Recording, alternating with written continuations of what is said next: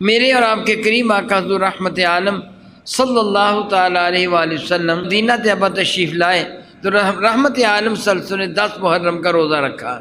جب تک روزے فرض نہیں ہوئے تھے میرے اور آپ کے کریم آقا حضور رحمت عالم محرم الحرام کی 10 تاریخ کا روزہ رکھا کرتے تھے۔ معمول کے مطابق حضور نے مدینہ طیبہ میں بھی 10 تاریخ کا روزہ رکھا۔ آپ نے اور صحابہ نے ملاحظہ فرمایا کہ مدینہ طیبہ کے یہودیوں نے بھی 10 تاریخ کا روزہ رکھا ہے۔ میرے کریم آقا رسول عربی نے ان سے دریافت فرمایا تم 10 تاریخ کا روزہ کیوں رکھتے ہو؟ جواب دیا 10 تاریخ کو اللہ تعالیٰ نے فرعون کو ذلیل کیا تھا، موسیٰ کلیم اللہ کو عزت عطا فرمائی تھی۔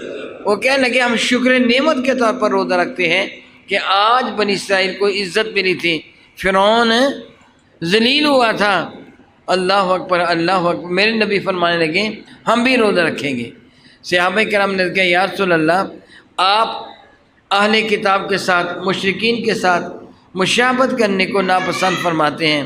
عرض کیا گیا یا رسول اللہ یہ تو ان سے مشابہت ہو جائے گی۔ نبی فرمانے لگے تم 9 تاریخ کا بھی روزہ رکھ لو۔ رکھنے سے منع نہیں کیا بلکہ 2 روزے رکھنے کا حکم دے دیا، 9 کا بھی رکھ لو اور 10 کا بھی رکھ لو۔